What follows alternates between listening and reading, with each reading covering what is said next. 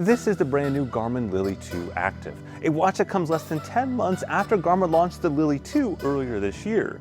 And honestly, the Lily 2 Active should probably be called the Lily 3. It brings so many new features to this watch, it's pretty darn impressive, especially for sport and fitness enthusiasts. And of course, I'm going to show you a bunch of data and tidbits based on both my and my wife's usage of this watch over the last little while. Now, I'm going to dive into all of the new features on this watch. The most important thing you probably need to know up front is the price, which is $299, and it comes in a bunch of the colors that you see right there. Now, in less than 15 seconds or so, the key defining feature of the Lily series is that it's not designed to look like a smartwatch. In fact, right now, as you look at my wrist right there, you're not seeing the screen at all. You're just seeing kind of a blank face, if you will. The screen's off. But when I raise my wrist like this, you see all the data on the touchscreen just magically appears and then turns off again as my wrist goes back down. And I have no problem seeing that display even in bright sunny conditions. Now, despite the screen, the goal is to have all the same like 24/7 health tracking, activity tracking features that you might find on a $1,000 Garmin Fenix series watch. And by and large, Garmin delivers all that. But with the Lily 2 Active, they add a ton of new features in the sport and fitness tracking realm that really step up the game quite a bit from the Lily 2 that came out earlier this year. And I'm going to dive into all of those brand new features right now and help you figure out which watch might be right for you.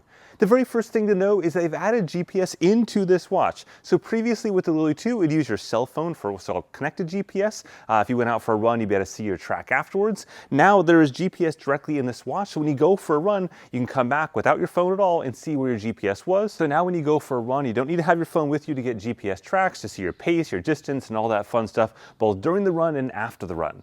During that run, you can have two different data pages that are customizable with a whole slate of different data fields on it. In fact, despite that GPS in there, the battery life is still 9 hours for GPS mode and up to 9 days in smartwatch mode. That's almost double what the Lily 2 was that came out earlier this year in smartwatch mode. So despite adding all these new features, they've really ramped up the battery life quite a bit. And hey, a quick note before we go on to the next one. If you're finding this video useful or interesting, if you could just watch it all the way through to the end, that's what the YouTube gods love the most. I would definitely appreciate it. Now, with this new focus on sports, they've added about 15 new sport profiles. Sport profiles are basically different workout types that you can do. And so here's a complete list of all the sport profiles included on the Lily 2 Active. Now, some of these sport profiles have custom data for that particular sport, and then other sport profiles are more just about categorization, and they are about providing unique metrics for that particular sport. Nonetheless, all of this data is then viewable afterwards on Garmin Connect as well, both the website as well as the mobile app. For example, here's a run that I did that you can see all my data from that particular run. And one of the things they've added to this watch from a hardware standpoint to make all that sports stuff a lot easier is 2 new buttons. In the past, there was no side buttons on the Lily series. You had to use basically the touch screen and kind of like a fake little button at the bottom there. Now they've added 2 physical buttons to the side of it, and I definitely appreciate there was a trend there for a while where watches went away from buttons and tried to use purely touchscreen for everything, which frankly just didn't work out all that well from a fitness standpoint. You just kind of want some buttons sometimes, and these buttons add that back. The top right button is mostly used for kind of an OK or confirmation or enter button, and the bottom right hand button is used for an escape or back button, making it really easy to take laps, for example, while you're out running. Overall, I appreciate the buttons and I'm glad to see them added. In fact, let's just take 30 or 40 seconds to sit down and walk through the interface on this watch just so you have a feel for how things work. So here is a watch face. You can customize a watch face if you want. If you tap this little bottom button right there, it changes the top metrics. You can see it kind of iterating through the different complications right there. And again, you can change the watch face to other things. Now, if I swipe to the right, I'll go through the different widgets that I have. I can even tap into some of these widgets. For example, this one here, and I can swipe through this. This is my sleep. I can tap that open and kind of keep swiping through this data right there. I can always use this back button right there to escape out of this. So you see me kind of working my way back. And then this top right-hand button right there opens up the sport profiles where I can scroll through the sport profiles using my finger. I can then choose one, for example. There we go. Tap run.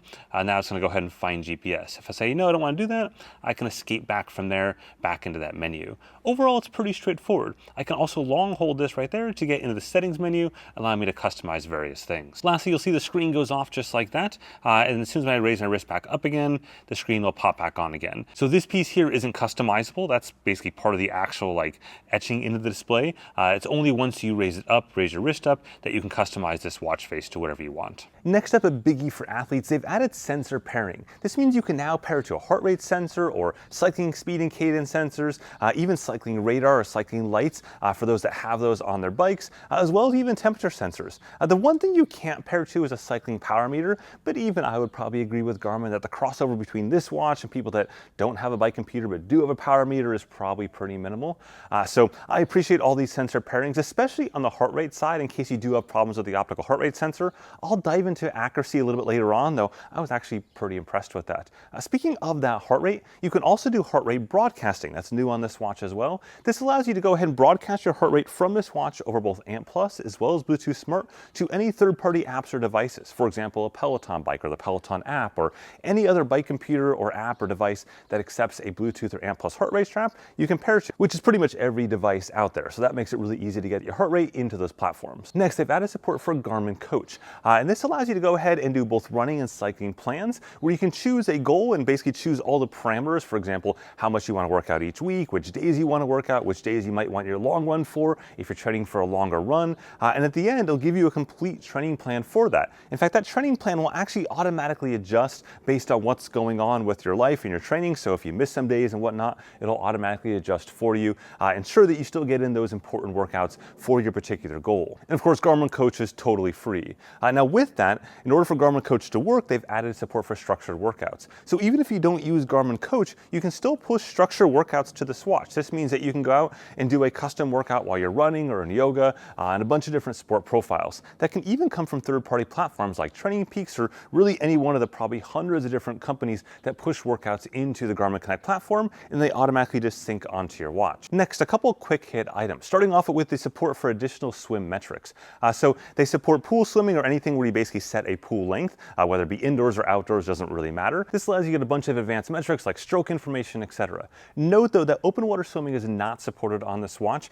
So while you can go out and do a swim workout in the ocean, it won't track your location or basically GPS track during that open water swim. Garmin still reserves that for higher end watches, or just watches that cost the same price that Garmin's decided is a higher end watch. As always, Garmin does weird stuff where they try to block different features in different watches despite being the same price, and this is a good example of that. Meanwhile, they've added golf support to this watch, so you can download golf courses automatically from your phone into the watch, and then once you're on the watch, it'll basically use GPS and it'll tell you how far you are from the hole, and even has different tees in there, and it'll track your shots and so on. It's certainly not going to have the full features of one of their Approach series devices, but it's going to have all the basics that you'd want to get around the course and to track your shots while you're doing so. Next, they've added a compass, which is kind of funny because there's no way to follow courses or routes on this watch, so you can't push a course or route to Lily 2 Active, but you can see your heading as a data field in one of your sport profiles. I don't really understand that overlap there, but I guess I appreciate the compass. So anyways, you've got a compass now. Now back into some of the kind of 24/7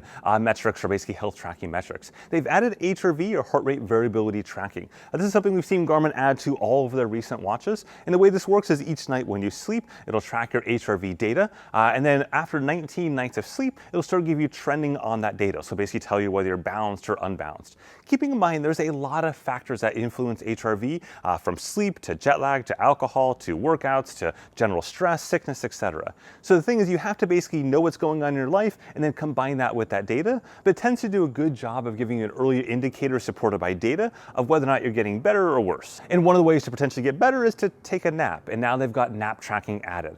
This is something, again, Garmin's added on a bunch of the wearables over the last year and a half or so, and it'll automatically track your naps for you. Additionally, they added the health snapshot feature. This is basically a way that you can get most of your same core metrics that you would automatically track behind the scenes, but do it at a defined time each day. For example, your blood oxygenation levels or your resting heart rate, etc. You can do that at one defined time, as the name applies, being the health snapshot feature, just so you can kind of control all the variables there. Next, they've gone ahead and made Garmin Pay, which is the ability to load your credit card onto the watch, standard on the Lily 2 Active, versus in the past it was only offered on the more expensive classic models. Now, the last item we're going to get to before we talk about accuracy, as well as kind of my overall thoughts, is they've switched to the standard Garmin charging port. For the previous couple generations of the Lily devices, they've had their own kind of older Garmin charging connector of sorts, like a clip-on connector. Now they've switched over to the standard Garmin charging port. A minor thing, but one that I definitely appreciate. So let's go ahead and talk about GPS accuracy and heart rate accuracy, given GPS is new in here, and heart rate, of course, is very important to sports tracking. Starting off on the GPS side, I did a trail run yesterday we'll look at. Looking at the data, it was nearly spot on compared to the $1,000+ Garmin Fenix 8, as well as the nearly $1,000 Apple Watch Ultra 2, and those tracks were almost identical across the board, even in the trees, up against cliffs, and all that kind of stuff.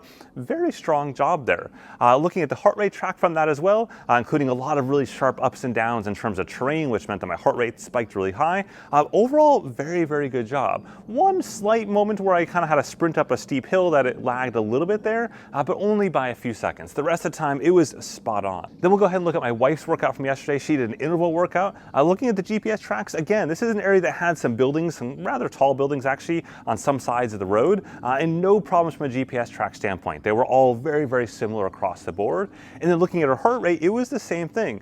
Despite those intervals, there was only a couple seconds where it lagged slightly, but otherwise it was spot on across the board. In fact, I would even say it outperformed her Fenix 7 Pro Solar Sapphire, another nearly $1,000 watch, from a heart rate accuracy standpoint. Both of those watches do have the same optical heart rate sensor, a Garmin Elevate Gen 4 optical heart rate sensor, versus the V5 that's offered on something like the Fenix 8 series that has ECG. So this watch does not have ECG in it, but it does have, generally speaking, pretty good overall heart rate accuracy. Thus, overall, from both the GPS and the heart rate side of things, I'm pretty happy with the performance I'm seeing here, both on myself as well as my wife.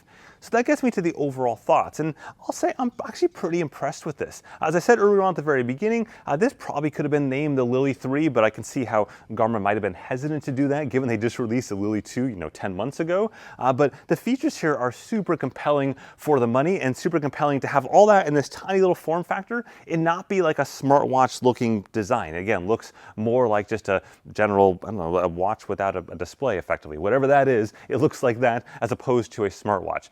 So for Garmin to take all those features and stuff it in this, kudos on that. Now, one thing to keep in mind with Garmin's kind of Vivo series devices, which this sort of falls into under the Lily branding, is that after this first couple months here, you won't generally see Garmin add new features to those watches. For whatever reason, Garmin just ignores adding new features to those watches. So as long as you're happy with the features you have today, those are the features that you're going to get going forward. Versus something like their Forerunner and Fenix series, those tend to get features for a couple years after release. But they've stuck the landing on this, and so overall, I'm pretty happy. Again, if you found this video helpful or useful, go ahead and give it a like or subscribe down the bottom. I appreciate it. Have a good one.